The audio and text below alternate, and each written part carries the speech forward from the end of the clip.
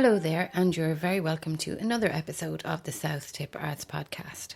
Kilcash, as many of you will know, is a little village nestled in the foothills of Sliabh, mBan, made famous, of course, by this song, which no doubt every child in the county has heard at some point during their primary education. It has always been a vibrant community, but in recent times, it's been positively bustling with activity. The hugely successful Music on the Mountain series kicked off last August with a stunning performance from the Wood of O, that's Breege, Phelan and McClellan, and it's gone from strength to strength since. On investigating who it might be that was responsible for the event, I have to say I was unsurprised when I learned that the woman behind the idea was none other than local artist Mia Carney. With, of course, huge help from the local community, and it's a credit to them all. Mia's drive and enthusiasm saw that one-off concert turn into a series, and there are more performances lined up for 2020. She popped into the Art Centre last week for a chat, and a good laugh, I have to say, about Music on the Mountain, her personal work, and about the annual craft fair that will take place next weekend in the community hall.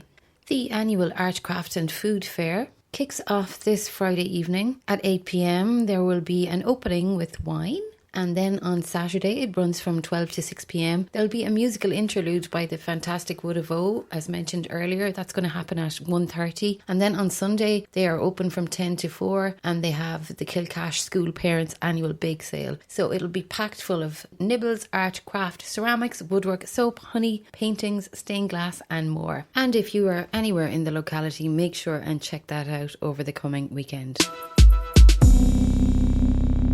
Mia, I've been looking at Facebook and it's all happening in Kilcash. That's all I can say, first of all. It just looks like there's tons of good stuff going on down there for such a tiny little village.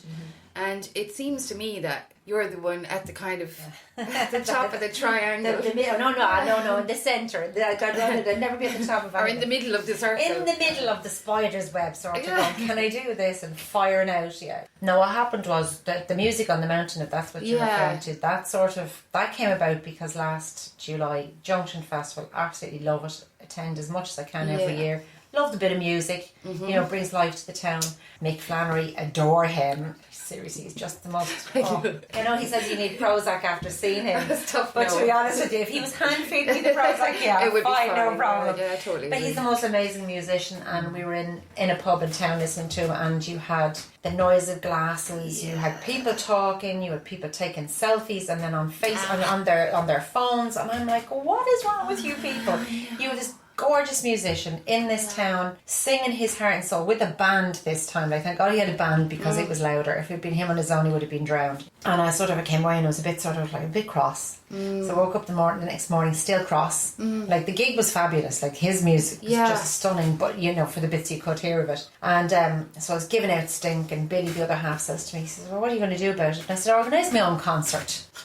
So we have the most amazing team of people up in Kilcash and running the community hall. I mean, it's mainly like it's used by the kids, by the school. Yeah. They've card nights on there, and they used to have drama clubs and all of this stuff years ago, and that sort of all just died out, lifetimes, whatever. But Phil is in charge of the keys. She's the key woman and the bookings woman. So I rang up Phil Flood and I said, it's the hall free in August, and she said, Josh, what have you got in mind? And then she sort of went, and she said, what are you thinking? I said, I'm going to put on a concert.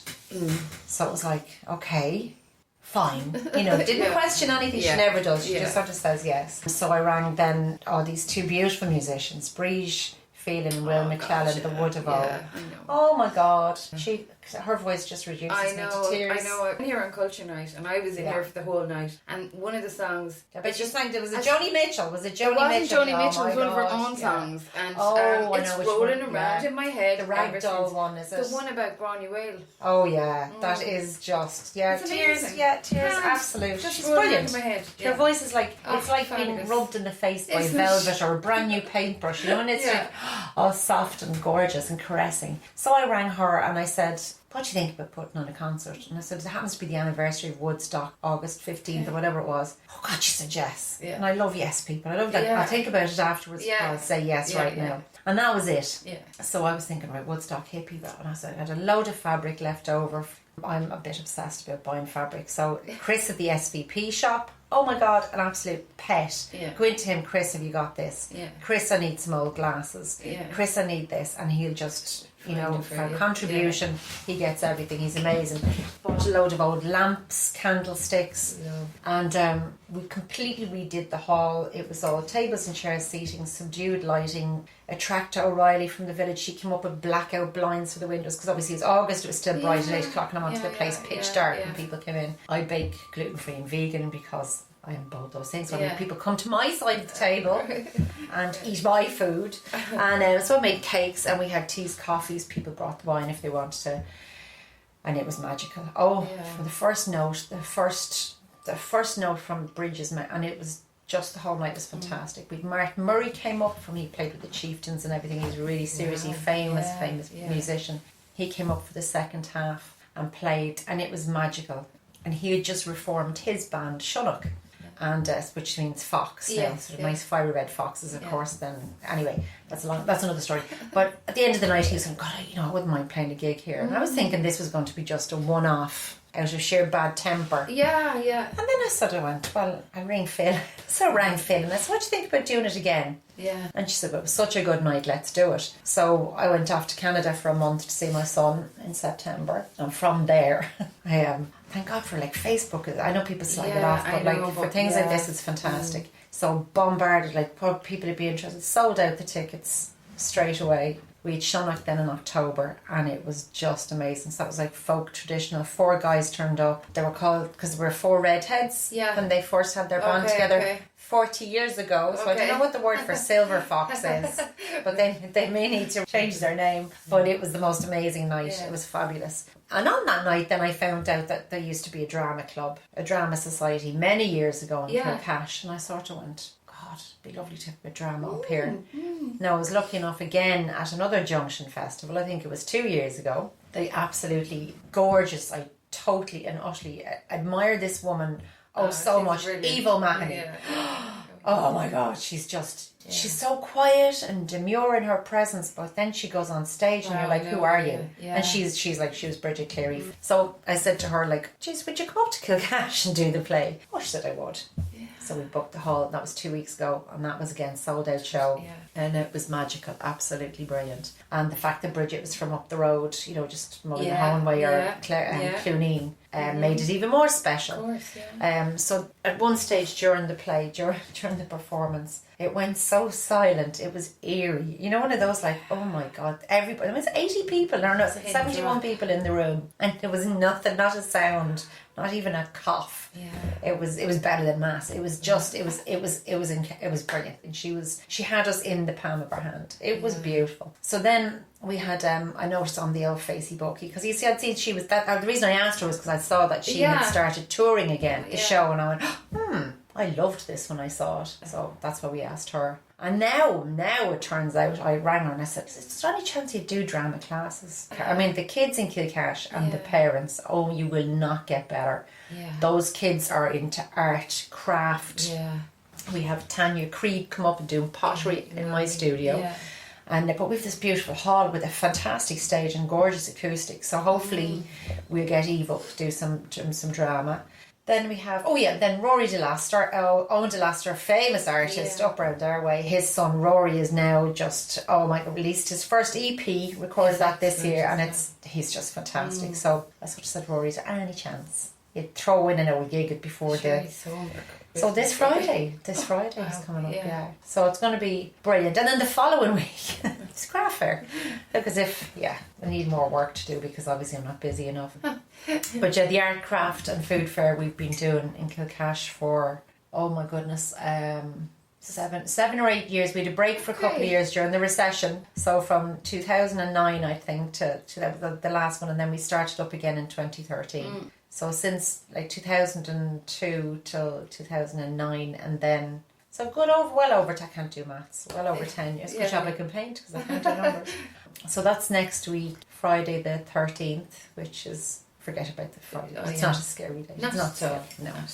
So we have that, and then that's all. It's opening night, the Friday night. We have wine and everything. I bought the wine. Thank God, Dunn's 25% off, and Dada wine, good stuff. Right. Then we open Saturday 12 till 6 and Sunday 10 till 4. And the Parents Association also have their bake sale, fundraising for the school the Sunday morning. So that's, the stuff that those people bake, they're just amazing. So it's a fantastic, it's a beautiful hall. It's a fantastic place. The village itself, the people are so supportive. It's a fabulous place to live. You're down there a long time now. When you kind of settled there, and you never even thought about, like, say, moving, did you? No, I couldn't. I couldn't. 20 years in January. I came back from London 20 years ago in January. I still can't believe it's 20 years. It feels like yesterday.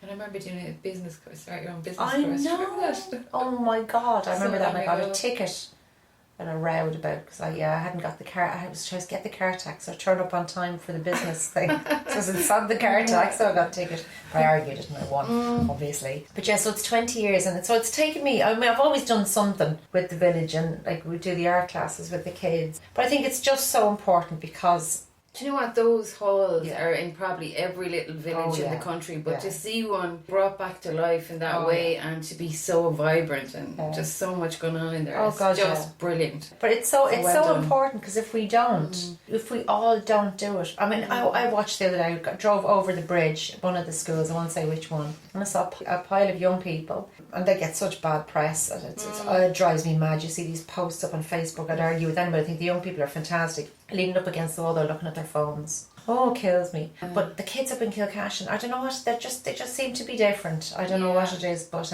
maybe it's just that rural lifestyle, or it's freer, I suppose. It's freer, it's less scary than living in the towns. But every hall, every village, as you said, has one of these halls. There's no reason why, and I guarantee there's a mouthy cow in every village.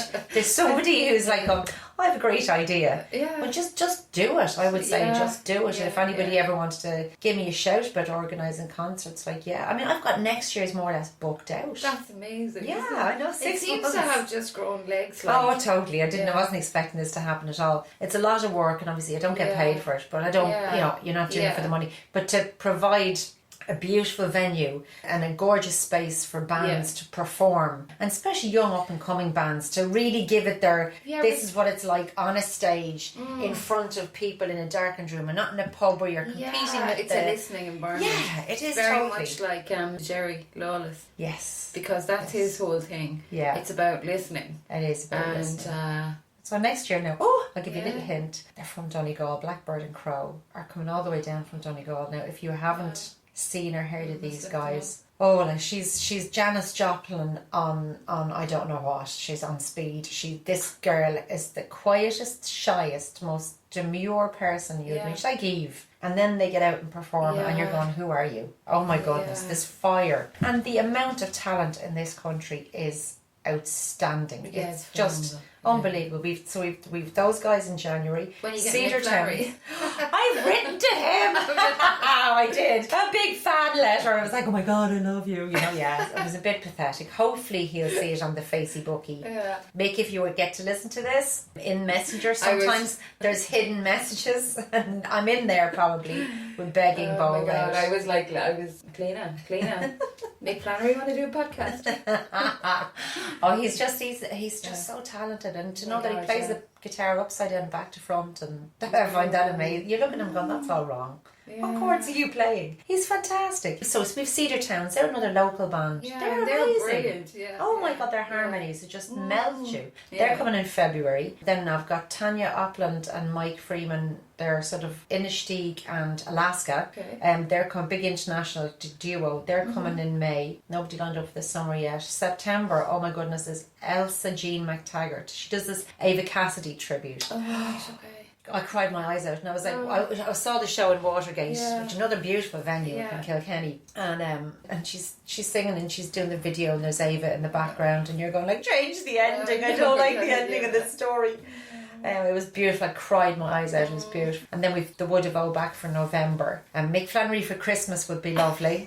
Just putting it out there. Just saying, Mick. Just saying. If you're listening, or any time at all, I will take you any time. How sad am I? It's just nice to have a venue where, people will come in, sit down, they can have something to eat, chat with their neighbours, do all that business, have a glass of wine, and just sit down and shut up and listen. I don't mean shut up in a disrespectful manner, but just... I know, but just to be just to really just listen, take it in, you know. You can say you can do the same with a CD, but it's not live music. There's nothing like it. There's absolutely nothing. No experience. Stunning. So obviously you can't do all this by your very own, you know. It's too much work for one person. So the community down there must just be brilliant. I'm sure they're terrified. Really active. They're terrified when I turn open the door. Yeah, they're fabulous. Like the women, like the Christmas tree to assemble it. Believe it or not, I can't. Like I pay somebody to do IKEA stuff. I can't assemble anything. So I'm going to meet them on Thursday night. We'll put the tree up and you know they'll come up and help paint when I painted the stage, and you know people will just turn up and that's lovely. Yeah, that's fantastic. Yeah. Absolutely brilliant. And then poor old Billy, the other half is like, Billy, can you do that? Billy, can you do it? Billy, can you do it? And can you fix this and put this in and wire that up? So yeah, everybody's really fabulous. And but again, as I said, like the parents of like say the kids I teach, and they're amazing. They're amazing people. You can see, but the kids are amazing. Yeah. So you know what that they're coming from. They're cared for, nurtured, loved, you know, and but not adored in a spoiled kind of a manner. These kids are just fabulous. Yeah. And they're going to grow up hopefully to take on board I'll do this music on the mountain, to hand it over to somebody. Yeah, so You know, there's going to be one of them who'll say, well, yeah, I'll take that on. So just before I let you go now, your own painting. You're painting away like crazy all the time. I know. I don't stop. And getting better. Oh, thanks very much. Everything I two see, brilliant like, teachers. Wow. Yeah. Well, I had two fabulous teachers. Rita Phelan, who just passed away last week. That was I'm gutted about that. Like the way I teach art is the way she taught me. Right. She was an amazing woman. She was well into her 80s when she passed. So. And then John Keating was also my teacher. Wow. Can you believe that? John Keating from Clonmel, yeah. Oh He taught in Our Lady of No Mercy Whatsoever secondary school in Beaumont. And it was all like obviously nuns and a girls' school. So John Keating comes in with this black wavy hair and these beautiful intense eyes, and we were like, oh my god. Totally wanted AIDS. I love art now. Totally adored art. Well, I adored it anyway, but when he turned up I was like, oh my god, I'm in love. He was an inspirational teacher, an inspirational person, artist, everything. He brought us to my first ever exhibition. And that was it. I was gone. Yeah. I was like, this is what I want to do. I know what I want to do now. And I never knew really what I wanted to do because I wasn't good at maths or accountancy or any of that stuff. But just that first exhibition, I was going, yeah, this is it. Yeah. And it's a tough life. It's not easy. No. But you work really hard on it. You work really hard on it. Yeah. And I love it. I absolutely. I mean, I'm out in the studio every night. I'll come home from work, eat something, sleep for about half an hour with the dog I inherited from my son when he went to Canada, which I actually love now. And then I'm out in the studio till like 1 o'clock in the morning, 2 o'clock. So I get a good 5-6 hours in every evening. And then come the weekend, I'm gone for the day. If I don't have to do anything, I'm in that studio locked in. Yeah. And it's my safe zone. It's my sanctuary. I love it. I absolutely adore it. Yeah. I could sit and just play with paint all day, every day. Yeah. If I didn't have to do anything else like normal stuff like eat and shower and go to work and pay bills, I would just be in there. I wouldn't move out of the place. Fantastic. I love it. Absolutely love it. If people would want to look up your work now just to see your paintings, where's the best place for them to go? Well, I'm in the narrow space in Clonmel, Ashling. Brilliant, absolutely fantastic support. Gorgeous shop. Yeah, gorgeous. I'm in the Tudor Artisan Hub in Carrick-on-Shore. Fantastic. Oh my god, it's absolutely like just so eclectic. I'm on the Facey Bookie. You can always catch me on there, and like not to be scared to give me a shout. I've not changed my prices for paintings. I keep them nice and reasonably priced because I think everybody should own an original piece of art, something that you can say this is mine and mine alone. Yeah, but yeah, I just gorgeous one there. I just saw earlier on with the Sliabh on the back end of it, isn't it? Oh yeah, I'm stuck in that front left corner. I'm going, what am I going to stick in there now? Because this is sort of Sliabh on, and then I've done a little bit of like artistic license with the fields in front and building walls and things, and I'm just sort of stuck in that corner. I don't know what to stick in there. Billy was saying, put in a grotto, and I'm like, really a water feature. So yeah, like he's a brilliant supporter. That I'd be lost without him. He'll come in and sort of go, oh, that's done, or it needs a bit of this. Because before that was my son used to Jack would come in and go, I think that's finished. Okay, leave it alone. Or that looks a bit wonky there. Because after a while you're blind with it. You can't see. Yeah, you're so invested. Totally. But I think the reason I'm doing so well with the art thing is the support I get. You know, just everybody like Kilcash, Kilsheelan, Clonmel, Carrick-on-Shore. Because I am from this area. I could have well have been treated like a blow-in, but I'm nestled down family wise. Yeah. Historically speaking, from the weather vane. I just found out from Walter Dunphy down in Carrick. That weather vane, my great grandfather did that. The Foley, yeah. Oh, wow. They were all what you call the iron stuff and the blacksmiths. Yeah, he did that. That's incredible. Whistler Foley's, they're my family in Carrick, and then my dad was obviously Kilsheelan, and so I'm knee deep in this area. Totally. Yeah. But I wouldn't have done any of this. I sort of liken to I'm doing good, I'm doing okay because of the support. And I mean, nobody can do anything on their own. You really can't. You need to have a network of people around you who are there. And I mean, it's fantastic. Like, even like one of the women who comes up totally voluntarily, Margaret, comes up and helps do the teas and coffees and everything for the music on the mountain. Now, she's an absolute doll. She doesn't have to do that. She's got 2 small children. She's like, no, I have no problem. I'll come up and help wash up afterwards. Fantastic. That's brilliant. And then people see the kind of results of what can happen when few people come together. It's brilliant. More power to you in all of it. Thank you. And best of luck for the music on the mountain and for the craft fair, and hopefully we'll get down to have a look at that. Fabulous. Yeah, I hope you do, because we've got loads of new people this year. I saw some of the lovely bits and pieces. We got all new stuff. And they're all kind of local enough people as well. All local people, all handcrafted, all literally handcrafted stuff. No sort of imported or anything. It's all just done by hand. It's all gorgeous. Brilliant. Yeah. Well, best of luck with it. Thank you happy much. Christmas. And you too. And thank you, Art Centre. A big massive thank you to Mia for talking to me. I know she was on her way home from work that evening. She was tired, but she went out of her way to come in here and have a chat with me. So thanks a million, Mia. If you want to get in touch with the podcast, the email address is southttipartspodcast@gmail.com. That's southttipartspodcast@gmail.com, and we'd love to hear from you. Going to leave you now with a cover from the Wood of O, who will feature in this week's Art, Craft and Food Fair over in Kilcash, and you can also catch them, I'm sure, again at Music on the Mountain at some point in the future. They're totally captivating as a pair, and any excuse to play a song from the Wood of O. So here's a cover of Both Sides Now, which is of course the famous Joni Mitchell song, sung beautifully by Breege Phelan, accompanied by Will McClellan. I'll speak to you all again next time.